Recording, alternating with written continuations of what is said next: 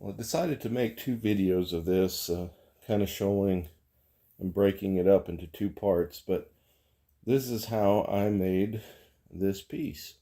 It's got 241 pieces of wood, curly oak, South American walnut, Yellowheart, and maple. I really like this shape, and it's a shape I've worked on and will continue to work on, but overall I'm really happy with this project. I ended up calling it Star Bright, Starlight, and you can make your own interpretation of it, but to me, I have an idea of what it means. So hope you enjoyed this video. Again, it'll probably be two parts.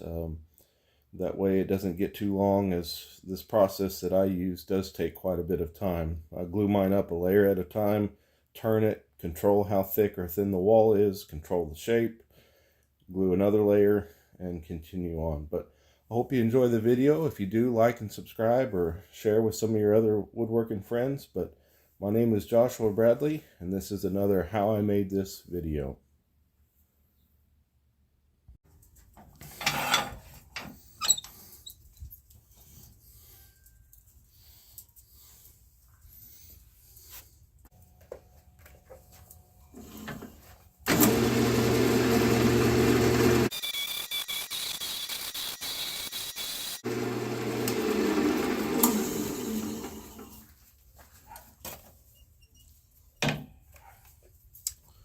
So it looks like this piece is almost there. I've got just a little flat piece here and here, so I'm going to finish taking that down, probably another 1/16 or so, and then I'm going to make this area here flat, and then I'm going to make a recess in the center, and that's how I do all my bases. So I'll show you what that looks like.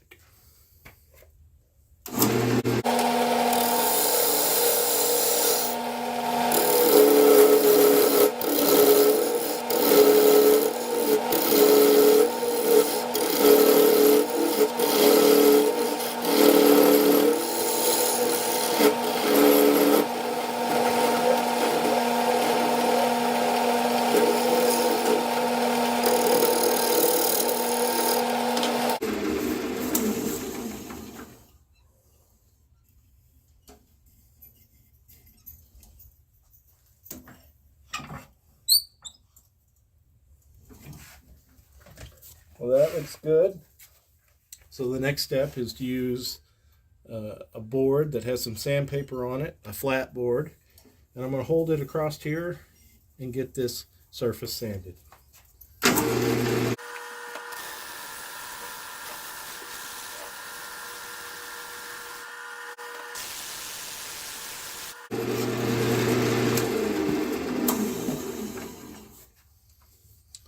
All right, well, that looks good. So I'll get this off the lathe and I'll take you over to my miter saw and I'll show you how I cut the next segments for this ring that I'm going to make to glue up on here. So I found the piece of wood that I'm going to use for this project, and I had it labeled to match the base material. And this is some curly white or curly oak that I got from Wisconsin, and it's going to be nice. First thing I need to do though is to cut an angle on this piece so that I can use it to mark this measurement on.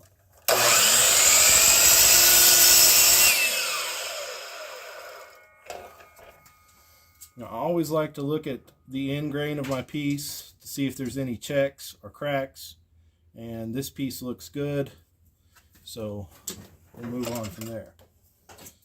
We'll take our calipers and we will transfer that measurement to this piece.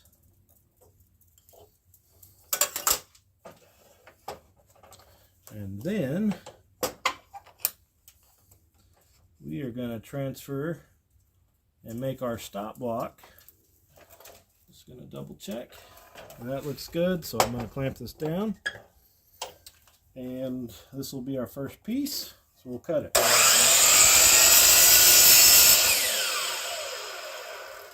Always, always, always let the blade come to a complete stop. Now that we have our piece, I just want to double check that this is going to be about the right width for what we want. And it is. It will give us a measurement right in there, right inside that mark that we wanted. So now I need to cut 11 more.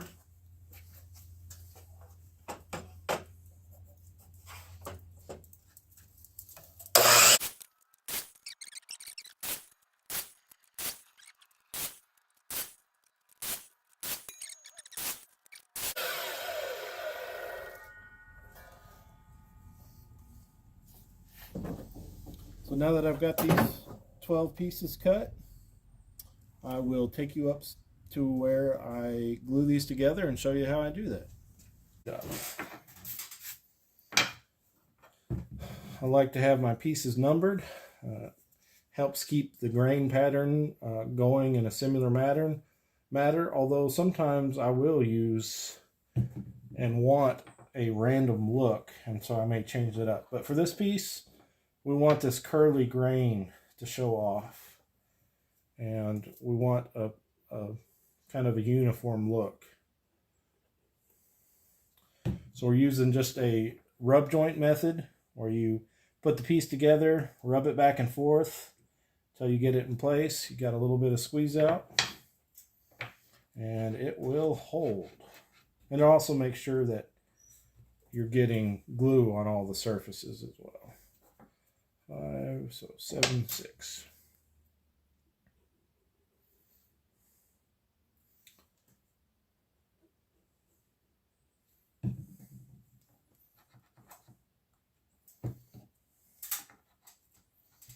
And once you've glued up enough of these, it's pretty routine. I'm gluing it up on a plastic cutting board, and every so often I will scrape the surface down flat again if it gets any glue bumps or whatnot on there. I know some people will use wax paper. Just whatever you've got that works for you. But what's worked for me for years and years is this cutting board. And I just scrape it clean every once in a while. And that works pretty good. All right. So with our glue, we've got enough open time that it won't get glued up on us too quick, but it allows us to glue up all these pieces, and we can still move them around, take them apart if we kind of need to, but we are ready to glue this up. We like to use these hose clamps. This one is a quick release.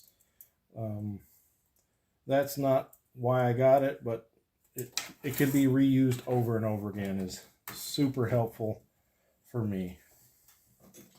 Also like to use a ratchet on these.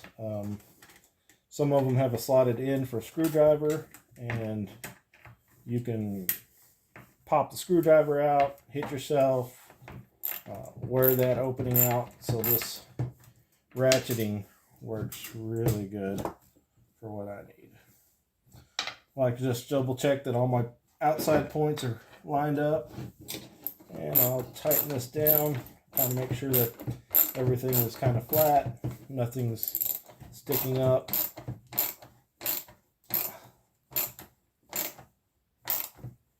All right, so there we have it. So we'll set this aside, we'll let it dry, and then we will take it out to a 12-inch disc sander and flatten one side, and it'll be ready to glue up on our base here.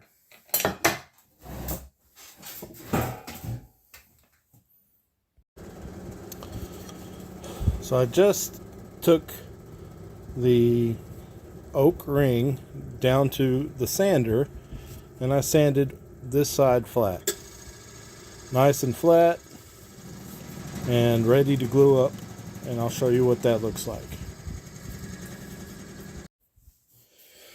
All right, so we're back to our curly oak piece, and we've got our segmented ring. We've sanded one side flat, and it's ready to glue up. So let's do that. Take our glue, make sure we get it all the way around, and at least all the way where it's going to make contact with the wood. We don't want any dry spots on this joint, because this is all that's holding it on there. All right. I like to move the piece around until I see glue come out all sides. And now just using that rounded area in here, I'm going to make sure that it's even. I just needed to move a little bit both ways, and that looks pretty good. So what I also like to do is wipe off the excess, or at least as much as I can. And that looks good. Now we'll take a 25-pound weight, and that'll really make sure that this bonds properly. Let it set. Once that glue is dry, we'll be able to turn it and add another layer. I've got our white oak bowl mounted back to the lathe, and I want to shape this first ring and kind of see the general shape I can get out of this first ring to let me know what kind of shape I'm going to finish it out as. But we'll go ahead and turn the lathe on and start turning.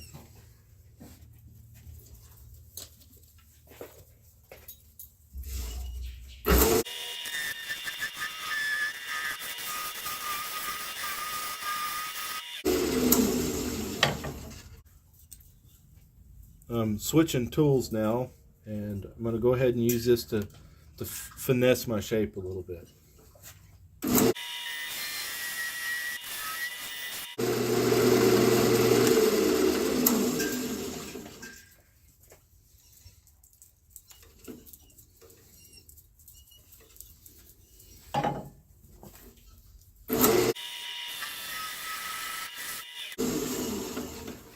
I just use the parting tool, and that will help me know where the bottom of this piece is. It also lets me get the tool in a little closer by going ahead and adding this start of this part.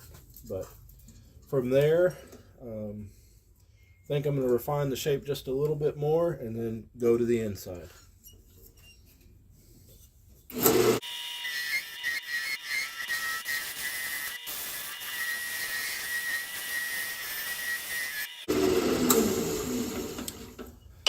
I'm pretty happy with that shape.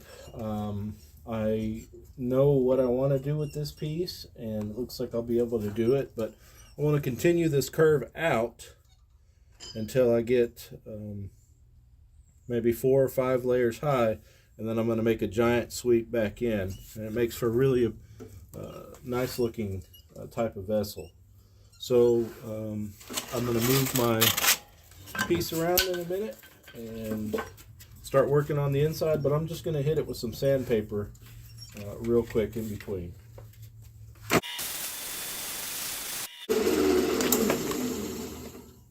I like to hit it with the sandpaper to see if there's any flaws or any real bad tear out where I might have to continue to change the shape, but it looks pretty clean. So we will move to the inside.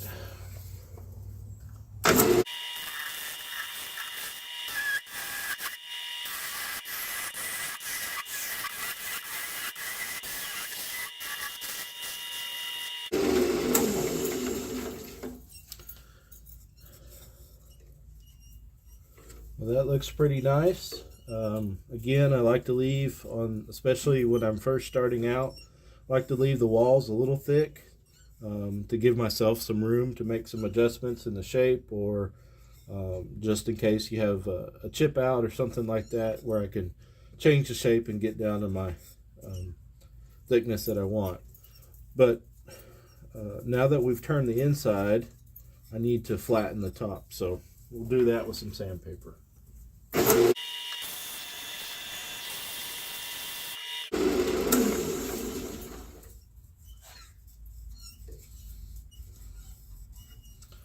Since this is crucial to getting nice glue joints, I always like to look and feel.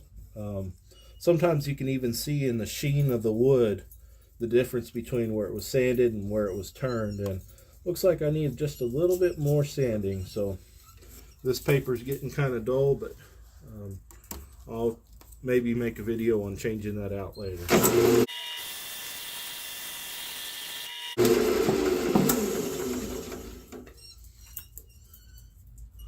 All right, well that looks good.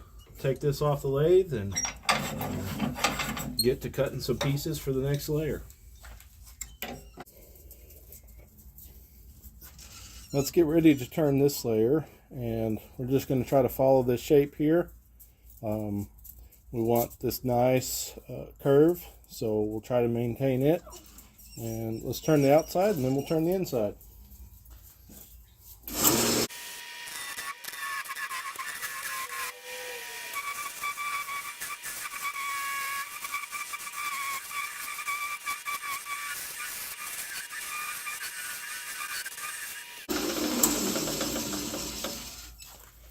I just turned it off to see where we were at, see if we got all our flat spots out.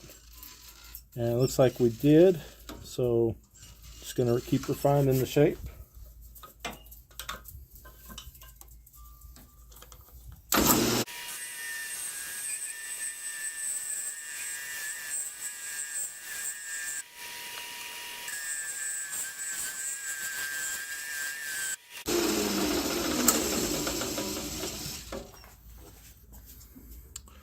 I'm really striving to have a nice, graceful curve to this.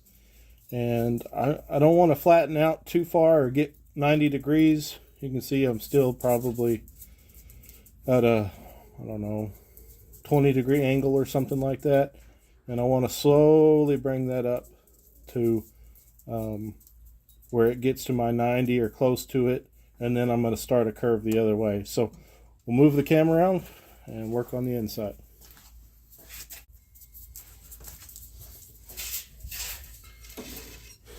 So let's start taking off material from the inside, and then we'll flatten up this top piece and sand it. But let's get rid of this bolt.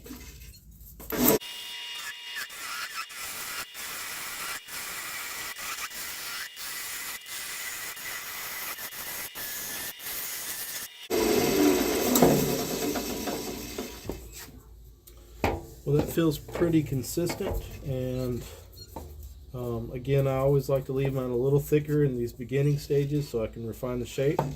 But let's go ahead and true this top surface up.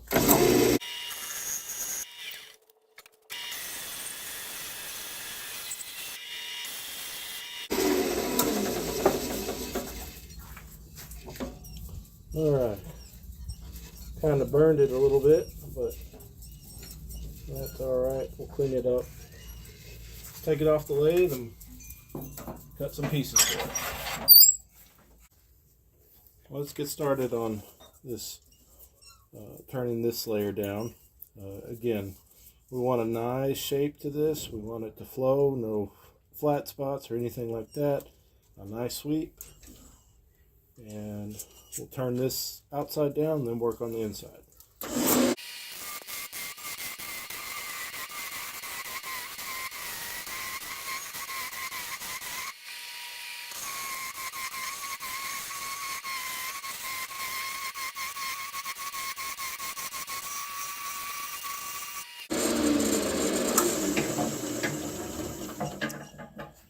That is looking good, and you can see I just got close to where the last layer was, and I've continued that shape, and I'm pretty happy with that. What I'll do now is I've got a scraper. We'll clean that up a little bit, move the camera around, and work on the inside.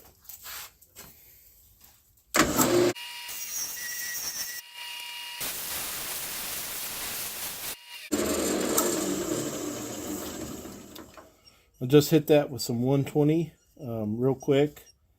That kind of lets me see if there's any chips, any defects in the wood or anything like that. And we are pretty clean.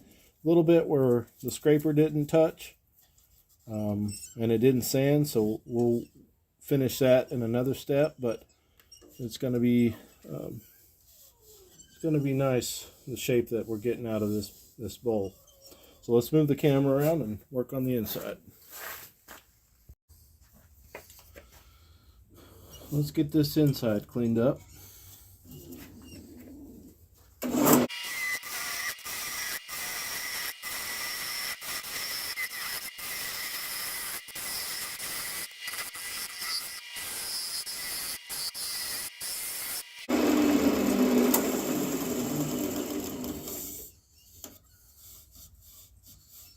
Okay, so for my outside shape, I feel I got a little bit of a bump here. I'll take that out, and it's a little thick here as well. I'm gonna go ahead and clean that up, and then we'll sand this front flat.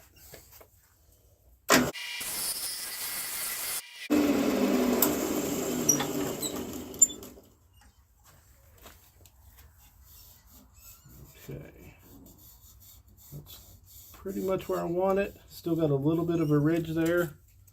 I'm gonna hit it with some sandpaper, and then we need to sand this flat again.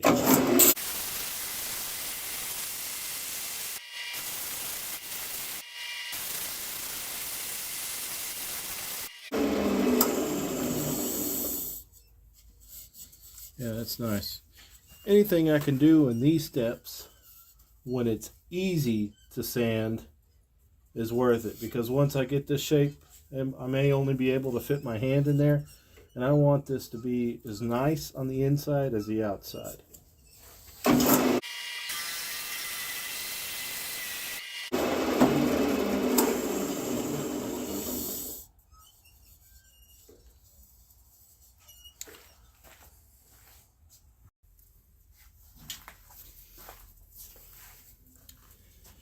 This layer has had enough time to dry, and so what we simply want to do with this layer is we're going to turn the outside, and we want to take some of this mass off. We want to go maybe 3/16 or 1/4, and that should look good.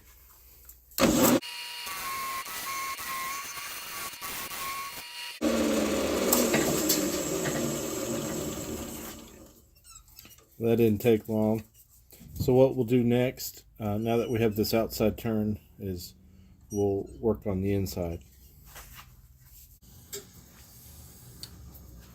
Let's go ahead and get this cleaned up. I want to clean up the face of this. There's enough that I'm going to try to get a small thin ring out of this instead of wasting it. And if I can't, then I'll go ahead and waste it. But let's get this flat and turn the inside round, and I'm going to try to clean that up and save this little thin sliver.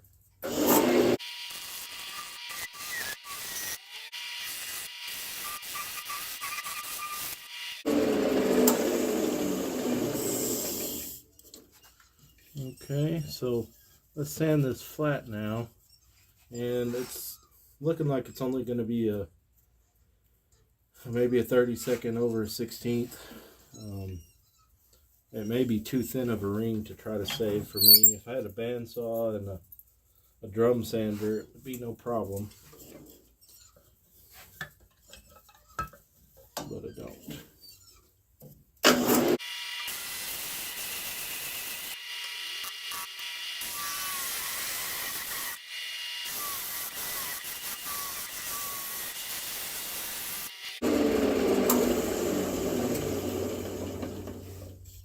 The good thing about this wood is that it's easy to cut and gives a really nice dark color. So didn't take it all the way just because I knew it would be fairly soft.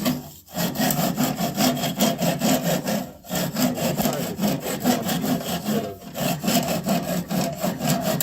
breaking this thin cut. Okay. So there it is. It's a pretty thin ring. I don't know if I'll get to save it or not, but I'll set it aside.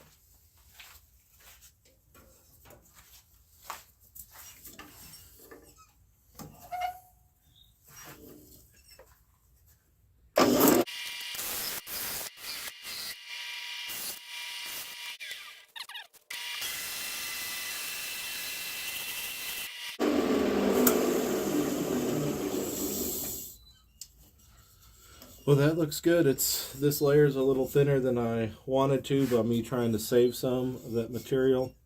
But it'll give it a nice classy look instead of being real fat or a real thick ring. But we will keep working on the design, and it'll be a nice piece when it's finished. So I have this ring here that came from another project that I didn't use, and we're going to go ahead and use it on this and give a nice contrast. So it was large enough. Since it had been sitting for a while, it had some warp to it, so I took it down to the disc sander and sanded it flat, and it will work for this project. So let's get it glued up. By keeping some of these extra pieces and parts, it sometimes leads to some happy accidents, and this is one. Okay. Again, I've used my block to make some alignment marks, and I'm making sure everything lines up with that. I'm going to wipe off this excess glue. We'll put a weight on it and let it set up, and once it's dry, we will turn it, and then we'll go cut another layer of South American walnut, unless I have one here lying around, which I just might. But let's add this weight to it and let it dry.